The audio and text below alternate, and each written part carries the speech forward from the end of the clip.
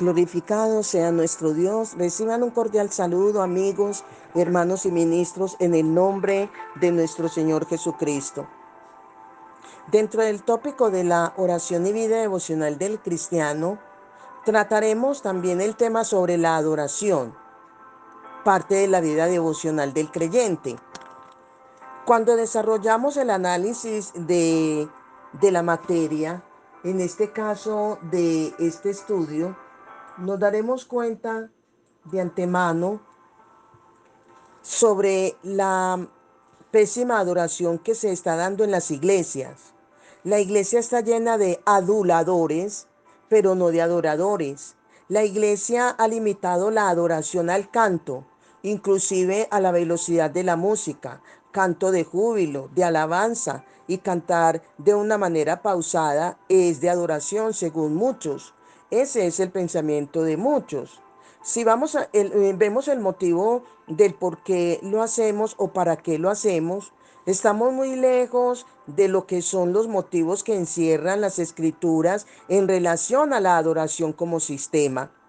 Podemos decir que un 95% de los creyentes a nivel mundial están presentando una adoración que no califica ante Dios como adoración.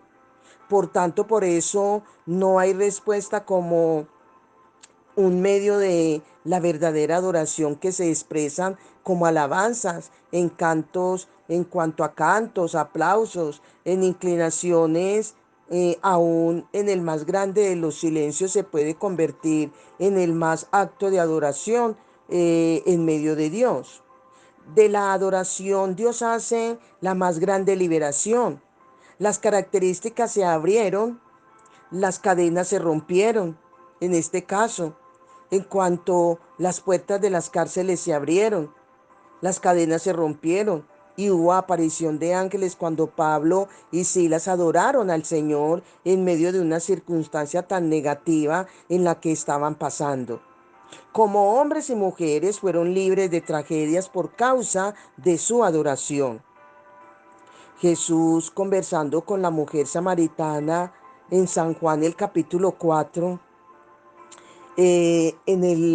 nos damos cuenta que el 4:19, cuando dice, y quiero que lo leamos, San Juan capítulo 4, el versículo 19, dice, y le dijo la mujer: Señor, me parece que tú eres profeta.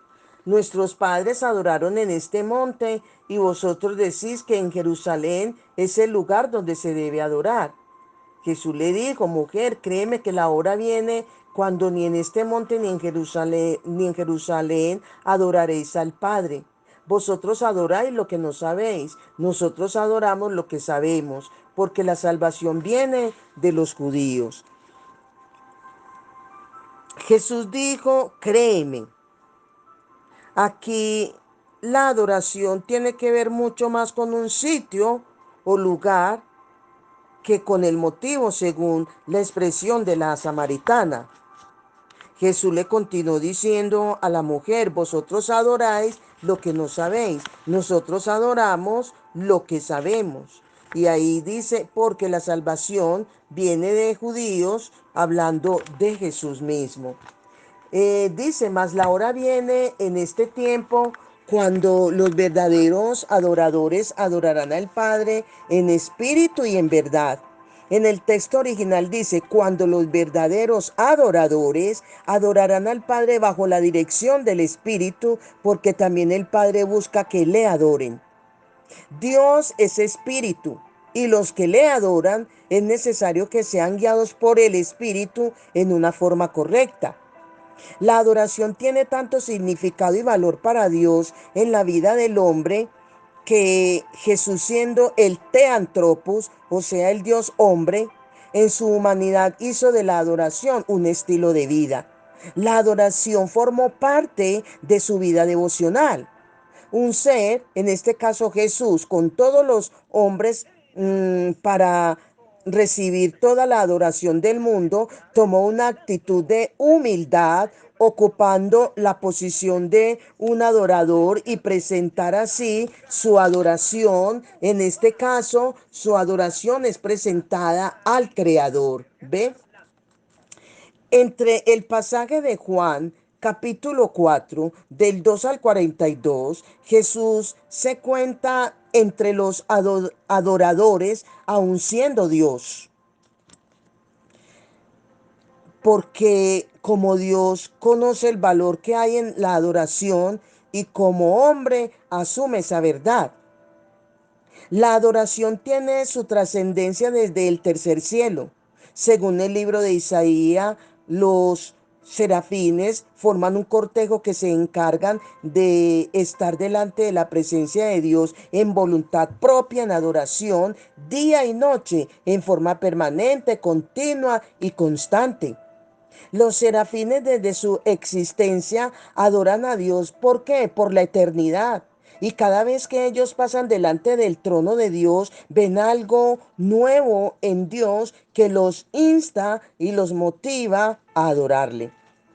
Si la iglesia viviera una vida de intimidad más que de comunión, el Señor se le mostraría a ella. Lo poco que podría mostrarle sería algo nuevo y cada día tendría motivos para adorarle. ¿Quién? La iglesia, a nuestro Dios. Mientras Dios se vaya mostrando a ti, más fuerte será la adoración, donde vas a tener más motivo para adorarle. Pero en la vida sensual, almática, carnal, en la que nosotros vivimos, no hay manifestación de su gloria, de su presencia. Por tanto, estamos estancados en el asunto. La única virtud y propiedad de Dios elevada a la 3 es santidad. Santo, santo, santo Jehová de los ejércitos. Toda la tierra está llena de su plenitud. De la única forma que Jesús se le revela a Juan es apartándolo para él en medio de la muchedumbre, del populacho y de los quehaceres de la vida. Juan nunca hubiese recibido la revelación del Apocalipsis si no hubiese sido de la forma en que Jesús lo apartó. Este libro fue el único en la Biblia que no solamente fue inspirado por el Espíritu Santo, sino que también intervino Jesús. Jesús es quien manifiesta la revelación del Apocalipsis al apóstol Juan en lugar apartado de la isla de Patmos, donde Dios lo lleva ya para revelarle, iluminarle verdades que tiene que ver con la escatología, los tiempos del fin, el programa de Dios para el fin. Ahí en Apocalipsis, el capítulo, quiero que vayamos a mirar Apocalipsis, claramente nos muestra en el capítulo 4. Quiero que usted y yo leamos Apocalipsis capítulo 4, los versículos del 6 al 9, cuando dice, y delante del trono había como un mar de vidrio semejante al cristal, y junto al trono y alrededor del trono, cuatro seres vivientes llenos de ojos delante y detrás. El primer ser viviente era semejante a un león. El segundo era semejante a un becerro, el tercero tenía rostro como de hombre, y el cuarto era semejante a un águila volando. Y los cuatro seres vivientes tenían cada uno 6 alas, y alrededor y por dentro estaban llenos de ojos, y no se cesaba día y noche de decir, Santo, Santo, Santo es el Señor Dios Todopoderoso, el que era, el que es y el que ha de venir. Y siempre que aquellos seres vivientes dan gloria y honran y acción de gracias al que está sentado en el trono, al que vive por los siglos de los siglos, los 24 ancianos se postran delante del que está sentado en el trono y adoran al que vive por los siglos de los siglos y echan sus coronas de delante del trono diciendo, Señor, digno eres de recibir la gloria y la honra y el poder, porque tú creaste todas las cosas y por tu voluntad existen y fueron creadas. El único momento que la adoración se interrumpió en los cielos, hubo un tiempo en que los ángeles no adoraron, ni arcángeles, ni serafines. Se detuvo la adoración por un tiempo aproximadamente de 4 días en el momento en que comienza ¿qué? La agonía de Jesús en el Getsemaní. Dice Jesús, Ha llegado la hora de las tinieblas. La palabra hora allí es el Cairo. Pablo dice que la resurrección de Cristo se pronunció, en la resurrección de Cristo se pronunciaron o se pronunció júbilo en las huestes angelicales. En primera carta ahí a Timoteo nos da claramente, digamos, esta evidencia, y quiero que vayamos también a leer ahí en primera carta, a Timoteo, el capítulo 3, el versículo 16, claramente nos está diciendo, indiscutiblemente grande es el misterio de la piedad. Dios fue manifestado en carne, justificado en el Espíritu, visto de los ángeles, predicado a los gentiles, creído en el mundo, recibido arriba en gloria, refiriéndose a Jesucristo. Dios fue manifestado en carne, Jesús, justificado en el Espíritu, visto de los ángeles, predicado a los gentiles, creído en el mundo y recibido arriba en gloria. El término recibido en gloria que aparece en el capítulo antes mencionado da la idea de qué, de que en su ascensión se manifestaron júbilos con gran algarabía, proclamando la victoria que tuvo Jesús sobre la muerte y las tinieblas, condición que anteriormente había dejado silencio y una tensión en la esfera celestial. Dicha ascensión rompió con el silencio, dando lugar a una celebración y júbilo. Para corroborar lo antes dicho, las escrituras dan testimonio que al nacer Jesús en la ciudad de Belén fue motivo de alabanza y de gran gozo para los ángeles. Todo lo contrario, cuando se produce en él la muerte, dándose con estola, ley del antónimo, ¿sí?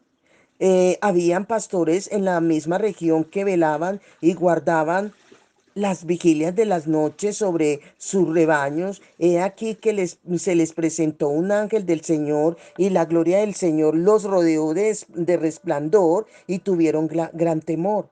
Pero el ángel del Señor les dijo, no temáis, porque he aquí os doy nueva de gran gozo, que será para todo el pueblo, que os ha nacido en la ciudad de David un Salvador, que es Cristo el Señor. Esto servirá de señal. Hallaréis al niño envuelto en pañales, acostado en un pesebre. Dice que repentinamente apareció con el ángel una multitud de las huestes celestiales y decían, gloria a Dios en las alturas. El nacimiento de Cristo da lugar ¿a qué? A la adoración y a júbilo. Por otra parte, las escrituras dicen que cuando un pecador se arrepiente, hay gozo en el cielo. Todo lo contrario se dio cuando Dios tuvo que cargar a su Hijo con el germen del pecado de toda la humanidad. Os digo que, dice Lucas 15:7, os digo que así habrá gozo en el cielo cuando un pecador se arrepiente, según este pasaje lo dice Jesús. El apóstol Pablo entendió esta verdad concerniente a la trascendencia, a la adoración y a la dignidad que tiene Dios de ella, que dejó establecida en algunas de sus cartas y en forma imperativa la disposición voluntaria de parte del creyente en cuanto a la adoración hacia Dios.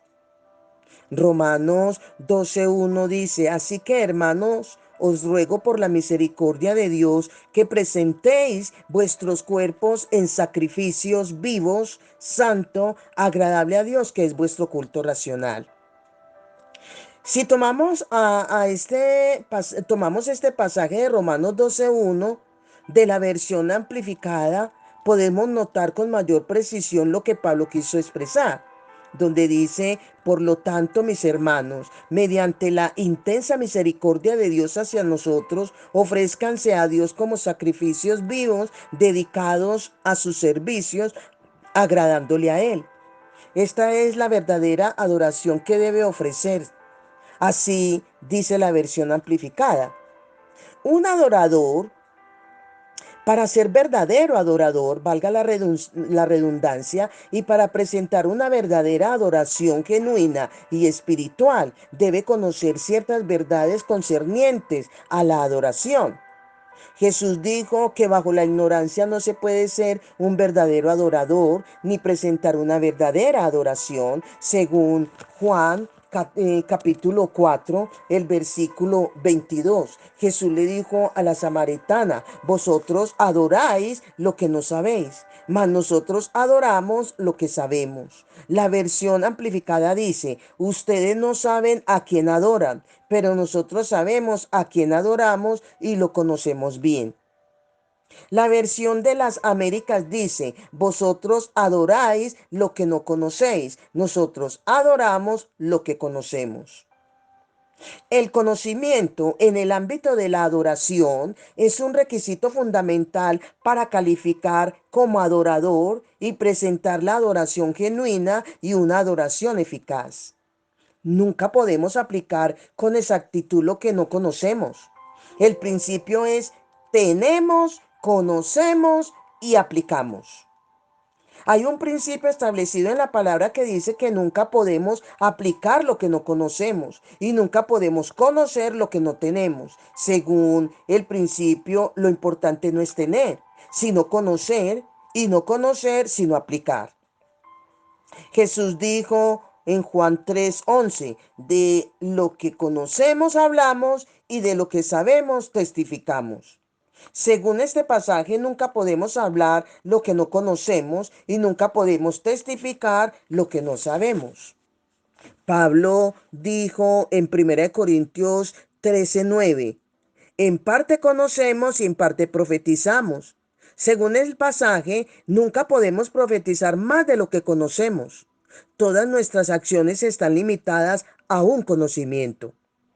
El calificar para ser un adorador y presentar una verdadera adoración está en proporción directa en conocer los principios que demanda la adoración, que compone un sistema. Ahora bien, un sistema es el conjunto de normas y de principios que están establecidos para que el conocimiento y la aplicación puedan alcanzar los objetivos. Ahora bien, el ente para adorar debe conocer.